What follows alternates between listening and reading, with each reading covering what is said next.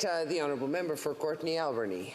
Well, Madam Speaker, it is a huge honour today to rise and stand in solidarity in support of Bill C-277, a national strategy on brain injury, a bill that's I've been fortunate and honoured to be the seconder of, Madam Speaker, and tabled by my good friend from Cowichan, Malahat Langford. And I'm so grateful that he chose to move this bill in his order of precedence because it is such an important injury. And I also want to give a huge shout out to those from Brain Injury Canada, the important advocacy and work they do. And I was fortunate to stand alongside them today at a press conference here, just outside the House of Commons, in solidarity with the important work they're doing, the advocacy. And Madam Speaker, we see again and again in Canada that justice issues are health issues, and that health issues are injustices often in our country. And the epidemic of brain injuries, with more than 165,000 traumatic injuries per year,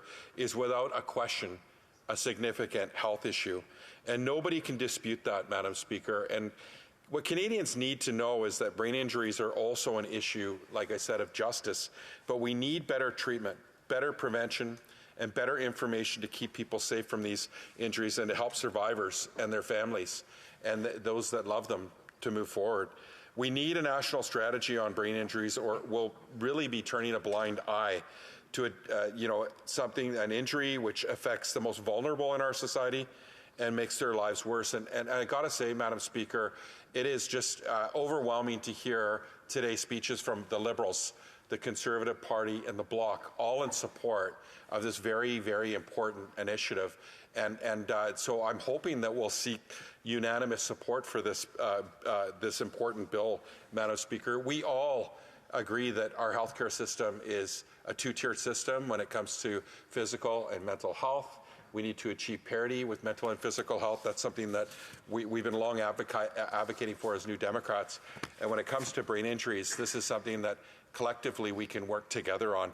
We know that not all people who suffer brain injuries suffer them in the same way. And I want to note that many of the most vulnerable Canadians, those who've been overlooked and underestimated by our government and society, are the people who are most likely to suffer brain injuries. And every year, thousands of Canadian women receive brain injuries from the abuse of their domestic partners.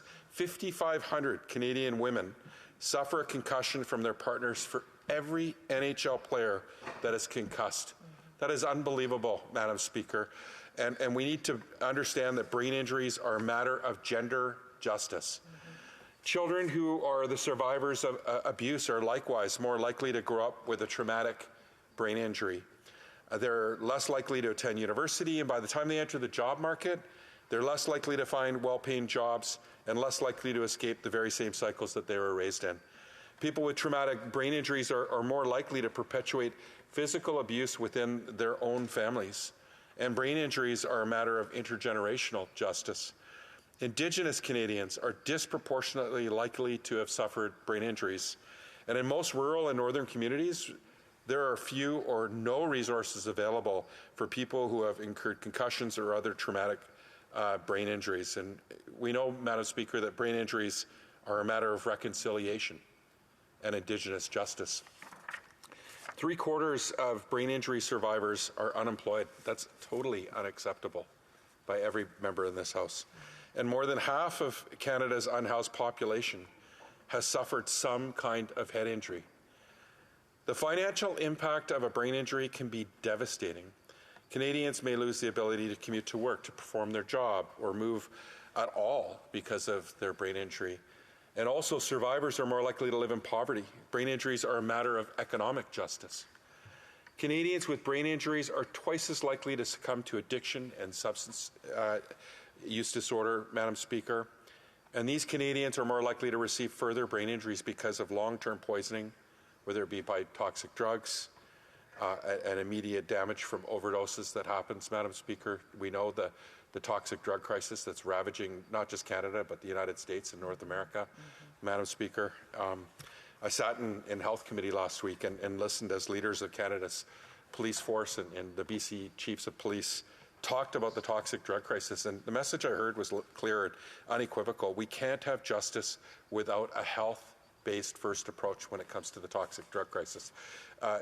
you know, the epidemic of brain injuries across Canada is not a problem that we can ignore any longer. I want to thank Leonard Croak, the mayor of Nanaimo, who constantly talks about the impact of not supporting those with brain injuries on Vancouver Island. And he has been a strong advocate. I want to thank Leonard for the important advocacy he's done. And, you know, we know, Madam Speaker, that brain injuries are the #1 cause of death and disability for young Canadians. And I'm going to read a quote from the Comox Valley Head Injury Society. They wrote me a letter.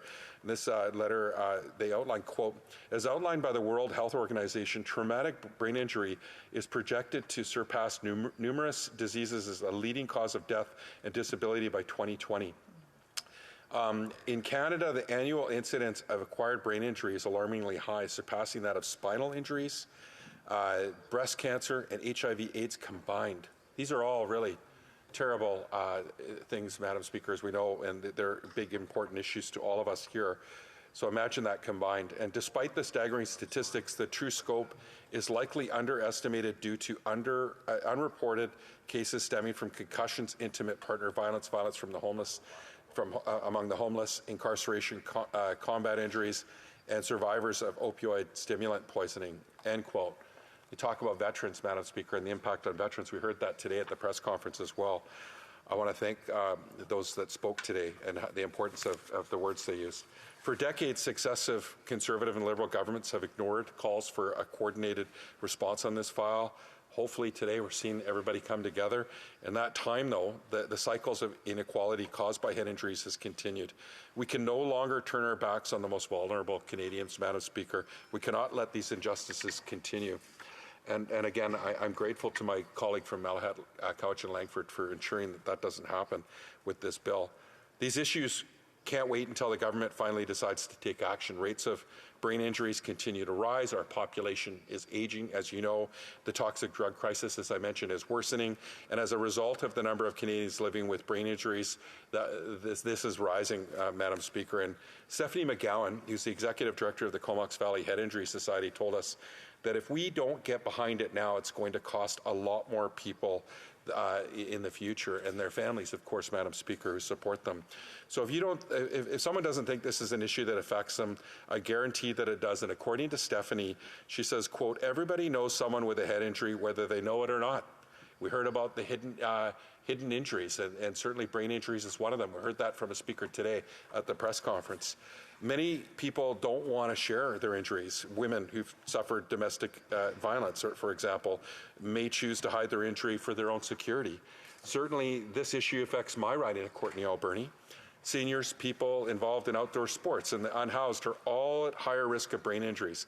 And those three groups are well represented in the population of the Comox Valley, where the Comox Valley Head Injury Society represents it. And again, one of my constituents in the Comox Valley has seen the injustices of traumatic brain injury firsthand. She lost her home after her injury put her into a position where she could no longer keep up with the cost of daily life. Now she's been in and out of shelters without a reliable place to stay. She's had her possessions stolen. Without a home, she's been unable to find bathrooms to safely use the medicine that she needs for heart disease. She's been in and out of the hospital, and with every single thing being more difficult for her as a result of her injury, she's been unable to escape from this cycle of injustice. So my constituent story is not unique, as you know.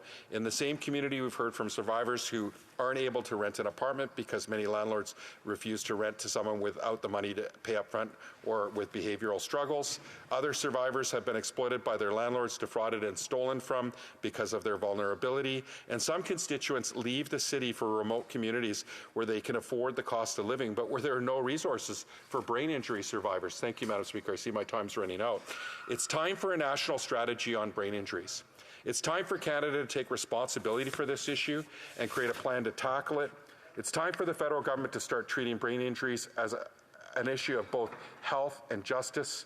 And again, Stephanie McGowan put it best when she said that without brain injury resources, our unhoused population goes up, people self-medicate, and our prison system becomes even more overburdened. I've got so many things I'd like to continue to say, Madam Speaker, but I do know that I'm out of time.